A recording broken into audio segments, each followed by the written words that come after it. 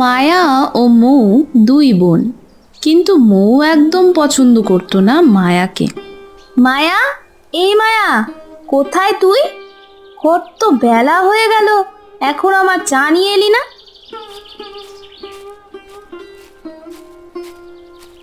এই তো দিদি, তোর চা নিয়ে এসেছি। তোকে না বলেছি আমি ঘুম থেকে উঠলেই আমার জন্য চা করে আনবি? আসলে দিদি, রান্নাঘরে কাজ করছিলাম তো, তাই জন্য। হ্যাঁ হ্যাঁ, রান্নাঘরেই তো তোর কাজ থাকবে। আমার মতো সুন্দরী তো না যে তোকে কেউ বিয়ে করে মস্ত বড় বাড়িতে নিয়ে গিয়ে রাখবে। তুই বরং আমার সাথেই যাস। আমি যেমন সুন্দরী, তাতে নিশ্চয়ই কোনো বড় ঘরেই আমার বিয়ে হবে। এটা বলেই মৌ হাসতে লাগলো। মায়া মৌয়ের চেয়ে কম সুন্দরী, আর এটা নিয়ে মৌ সারাক্ষণ মায়াকে কথা শোনায়। মৌ, একটু বাইরে আয় তো। সারাক্ষণ আয়নার সামনে দাঁড়িয়ে থাকলে বাড়ির কাজ শিখবি কি করে? মৌ রাগে গজগজ করতে করতে বাইরে এলো। একটু শান্তিতে বসার উপায় নেই।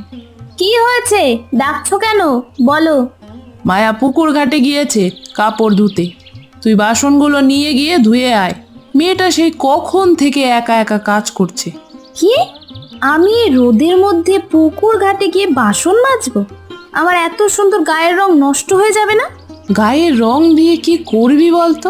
কোনো কাজ যদি না পারিস তাহলে কে বিয়ে করবে তোকে, বল দেখি?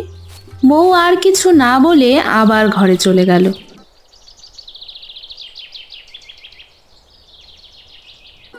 সন্ধ্যায় ওদের বাবা মহেশ বাড়িতে ফিরে এলো। মায়া, মা কোথায় গেলি রে? এই তো বাবা, বলো, ডাকছো আমায়? হ্যাঁ রে মা, এই দেখ দেখ, তোদের দুই বোনের পছন্দের মিষ্টি নিয়ে এসেছি। যা, গিয়ে মৌকে ডেকে নিয়ে আয় তো। এরপর মৌ আসতেই,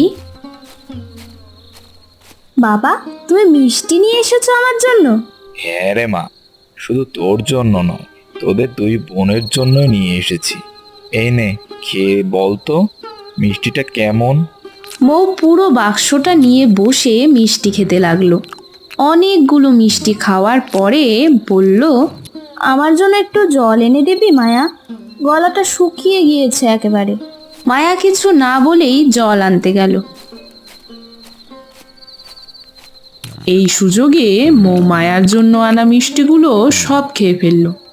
মায়া ফিরলে বলল, এই যা, তোর মিষ্টিগুলোও তো আমি খেয়ে ফেলেছি মায়া। আচ্ছা, তুই বরং অন্য দিন খাস। এতে মায়ার মন খারাপ হয়ে গেল। ওদের বাবা এটা বুঝতে পেরে বলল, মৌ, তুই এটা একদম ঠিক করিসনি। আমি তো তোদের দুই বোনের জন্যই এনেছি। তুই মন খারাপ করিস না মা, আমি তোর জন্য আবার মিষ্টি নিয়ে আসবো। অনেক রাত হলো, তুই বরং রাতের খাবার দে তো। ঠিক আছে বাবা, তুমি বসো। রাতে খেতে বসে, বাহ, রান্নাটা বেশ সুন্দর হয়েছে তো। কি রান্না করেছে? এটা নিশ্চয় আমার মায়া মা। হ্যাঁ ঠিক বলেছ, আমাদের মায়ার হাতে জাদু আছে, তাই তো এত ভালো ভালো রান্না করে। মৌকে এত করে বলি মায়ার কাছ থেকে একটু রান্নাটা শিখতে, কিন্তু কে শোনে কার কথা। মায়ার এত প্রশংসা শুনে মৌ রেগে গিয়ে বলল, তুমি যে কি বলো না মা, আমি যদি উনুনের কাছে যাই আমি কালো হয়ে যাব না? তার থেকে ভালো মায়াই বরং এই কাজগুলো করি। ওর তো আর সুন্দর চেহারা নেই, তাই নষ্ট হওয়ার ভয়ও নেই।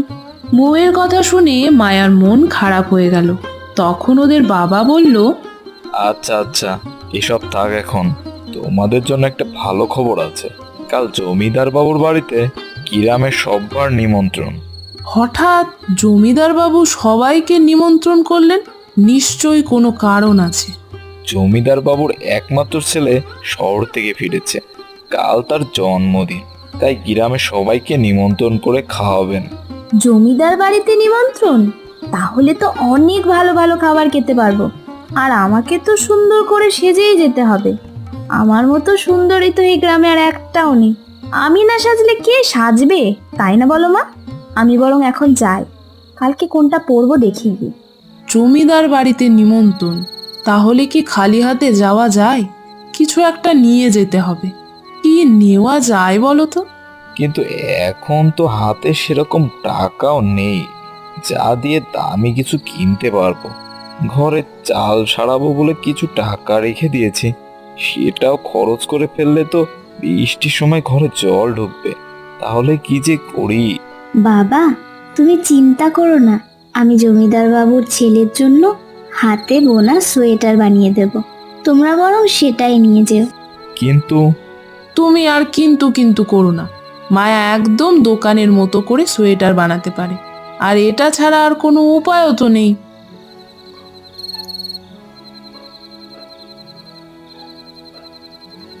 এরপর মায়া সারা রাত ধরে সোয়েটার বানাতে লাগলো। দেখতে দেখতে সকাল হয়ে গেল। মৌ ঘুম থেকে উঠে দেখলো মায়া সোয়েটার বানাতে বানাতে ঘুমিয়ে পড়েছে সেখানে। মায়া নিজের হাতে সোয়েটার বানিয়েছে সবার কাছে ভালো সাজার জন্য। আমি এটার থেকেও সুন্দর একটা সোয়েটার কিনে আনবো। বাবার থেকে অল্প অল্প করে যে টাকাটা সরিয়েছি সেটা দিয়েই বেশ ভালো দামে একটা সোয়েটার কেনা যাবে। দুপুরবেলা। কি ব্যাপার, কোথায় গেলে সবাই? তাড়াতাড়ি চলো, এতটা পথ যেতে হবে তো। আমি তো সে কখন থেকেই তৈরি হয়ে বসে আছি। মায়াও তৈরি হয়ে গিয়েছে, কিন্তু তোমার মৌ এখনো সেজেই চলেছে। মৌ ঘর থেকে বের হয়ে এসে বলল, এই তো মা, আমিও তৈরি হয়ে গিয়েছি, চলো চলো বেরিয়ে পড়ি। এরপর তারা জমিদার বাড়ির উদ্দেশ্যে বেরিয়ে পড়ল।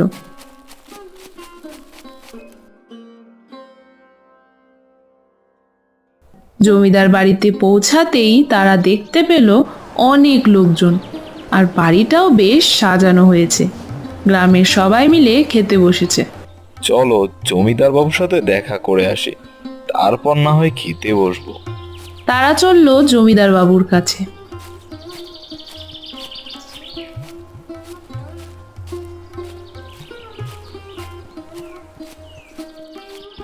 এই যে মহেশ, এত দেরি করলে কেন বলো তো? আজ আমার একমাত্র ছেলের জন্মদিন বলে কথা, তুমি এত দেরি করলে হবে বলো? এই একটু দেরি হয়ে গেল, ছোট বাবুর জন্য একটা উপহার নিয়ে এসেছি, যদি একটু দেখা করতে দিতেন। আহা, এইসব কেন এনেছো মহেশ? আমি তো এমনিতেই সবাইকে নিমন্ত্রণ করেছি। তা বেশ বেশ, এনেছো যখন তাহলে নিজের হাতেই দিয়ে এসো। জমিদার বাবু তার ছেলেকে ডেকে পাঠালেন। কিছুক্ষণ পরে তার ছেলে সেখানে এলো। বাবা বাবা, আমাকে ডেকেছো? হ্যাঁ রে, তোর সাথে দেখা করতে এসেছে মহেশ। এ হলো আমাদের উত্তরের ধানি জমি দেখাশোনা করে, খুব ভালো মানুষ রে। তোর জন্য একটা উপহারও নিয়ে এসেছে।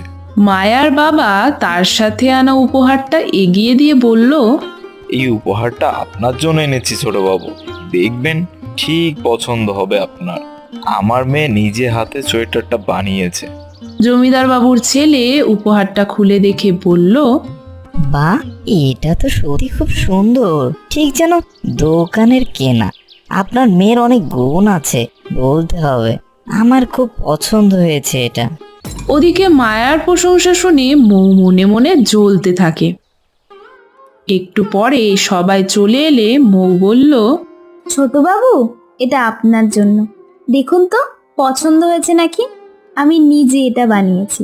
জমিদার বাবুর ছেলে সেটা খুলে দেখলো আর মনে মনে ভাবলো, এটা তো বাড়িতে বানানো মনে হচ্ছে, আবার ব্যাগের গায়েও দেখি দোকানের নাম লেখা রয়েছে, তাহলে মিথ্যা কথা কেন বলল? এটা নিয়ে কিছু বলাও তো যাচ্ছে না। সে হাসি মুখে বলল, হ্যাঁ হ্যাঁ, খুব ভালো হয়েছে এটা, তবে মায়া যেটা বানিয়েছে সেটা বেশি ভালো হয়েছে। মৌ এটা শুনে রেগে গেল, কিন্তু সেখানে কিছু না বলেই চলে এলো। ভালো ভালো খাবার খেয়েই বিকালবেলা তারা তাদের বাড়ির জন্য বের হলো। সন্ধ্যাবেলা। মায়া, মায়া, মা কোথায় গেলি? একটু জল এনে দিবি মা, গলাটা একেবারে শুকিয়ে গিয়েছে রে। ঠিক আছে বাবা, তুমি বসো, আমি জল এনে দিচ্ছি। কিন্তু রান্নাঘরে গিয়ে দেখলো কলসিতে একটুও জল নেই। মায়া কলসটা নিয়ে বের হলো জল আনতে।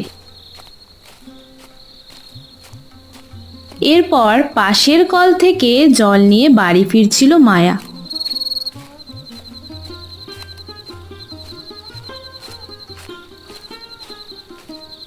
হঠাৎ দেখলো কে যেন একটা বসে আছে গাছের নিচে।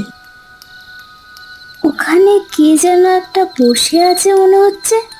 এই সন্ধ্যাবেলা এখানে কে আসবে? যাই দেখি তো গিয়ে।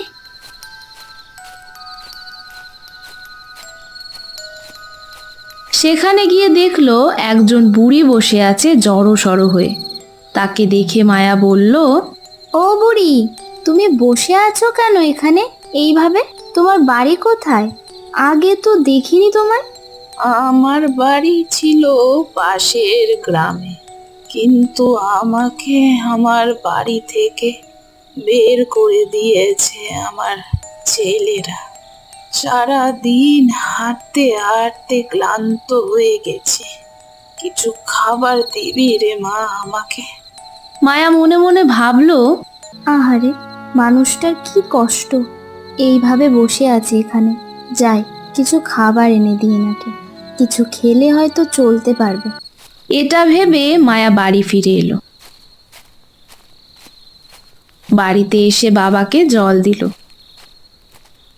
এরপর রান্নাঘর থেকে বেশ কিছুটা খাবার নিল, আর সাথে নিল কয়েকটা শাড়ি। কিছুক্ষণ পরে বুড়িটার কাছে গিয়ে দেখলো একইভাবে বসে আছে সেখানে। এই নাও বুড়িমা, তোমার জন্য খাবার এনেছি। আজ জমিদার বাড়িতে নিমন্ত্রণ ছিল, তাই বাড়িতে অল্প রান্না হয়েছে। তোমাকে তাই আজ বেশি কিছু দিতে পারলাম না। তুমি বরং আরেকদিন এসো, তোমাকে আমি ভালো করে খেতে দেব। আর এই নাও একটা শাড়ি, তোমার শাড়িটা তো ছিঁড়ে গিয়েছে একদম, তুমি বরং এটা পরো। বুড়িটা খাবার খাওয়া শুরু করলো। খাওয়া শেষ করে বলল, তুই আমাকে বাঁচালি রে মা। যদি এই খাবারটুকু না পেতাম তাহলে হয়তো আজ মরেই যেতাম। তুই বড্ড ভালো রে, বেঁচে থাক মা। কিন্তু আমার এত উপকার করলি তুই, তোকে কি দিই বল দেখি? আমাকে কিচ্ছু দিতে হবে না বুড়িমা, তুমি সাবধানে থেকো। বুড়ি তার ঝোলা থেকে একটা মাদুলি বের করে মায়ার দিকে এগিয়ে দিল। বলল, এই নে মা, এটা তোর কাছে রাখ। এটা ছাড়া যে আমার কাছে আর কিছুই নেই দেওয়ার মতো। এটা তো একটা মাদুলি, এটা দিয়ে কি হবে বুড়িমা? এটা কোনো সাধারণ মাদুলি নয় রে বোকা মেয়ে, এটা একটা জাদুর মাদুলি। এটার কাছে যা চাইবি তুই সেটাই পাবি, কিন্তু মনে রাখবি সেটা একবারই। তাই যেটাই চাইবি বুঝে চাইবি, কাউকে হিংসে করে কিছু চাইবি না, তাহলে কিন্তু সব হারাবি। অন্য কেউ যদি এর কাছে কিছু চায় তবে সে বিপরীতটাই পাবে। মায়া একটু হেসে বলল, বেশ বুড়িমা, তাই হবে। আমি আজ যাই, সন্ধে হয়ে গিয়েছে। এরপর সে সেখান থেকে বাড়ি চলে গেল।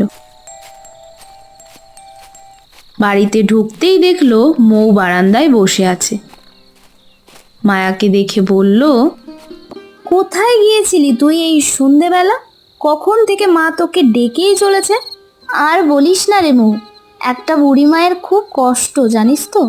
তার কেউ নেই, বাড়ি থেকে তার ছেলেরা তাকে বের করে দিয়েছে, তাই আমি তাকে কিছু খাবার দিতে গিয়েছিলাম।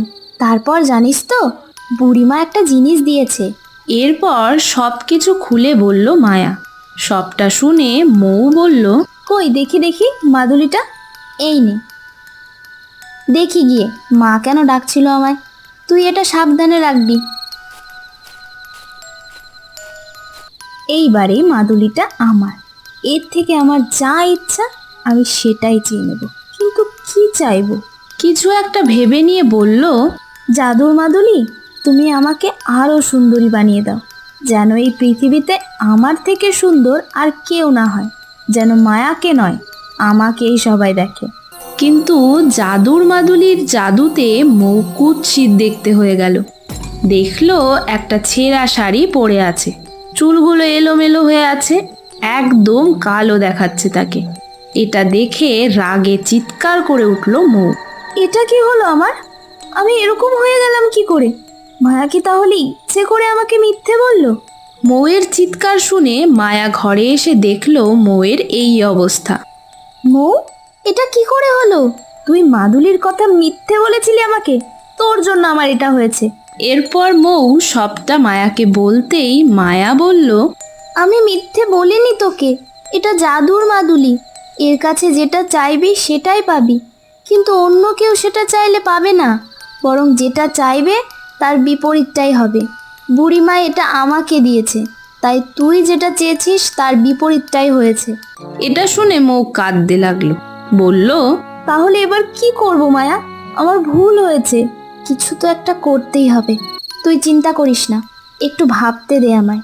মায়া বেশ কিছু সময় কিছু একটা ভাবতে লাগলো, তারপর বলল, জাদুর মাদুলি, তুমি আমার বোনকে আবার আগের মতন সুন্দরী বানিয়ে দাও। বুড়িমা বলেছিল তোমার কাছে একবারের বেশি কিছু চাইতে পারবো না, তুমি এটাই দাও আমাকে, আর কিচ্ছু চাইবো না আমি। মায়ার কথা শেষ হতেই মৌ আবার আগের মতন সুন্দরী হয়ে গেল। মৌ আবার আগের মতন হয়ে খুশিতে মায়াকে বলল, মায়া, আমাকে তুই ক্ষমা করে দে। আমি সব সময় তোকে ছোট করে কথা বলেছি, তোকে অপমান করেছি, কিন্তু তবুও তুই আমাকে আজ এত বড় উপকার করলি। তুই এভাবে বলছিস কেন মৌ? তুই তো আমার বোন। এরপর থেকে মৌ আর আগের মতন মায়াকে ছোট করে কথা বলে না, নিজের সৌন্দর্য নিয়েও অহংকার করে না। তো বন্ধুরা, কেমন লাগলো আমাদের আজকের এই গল্পটি? ভালো লাগলে অবশ্যই আমাদের চ্যানেলটিকে সাবস্ক্রাইব করে দিও। ধন্যবাদ।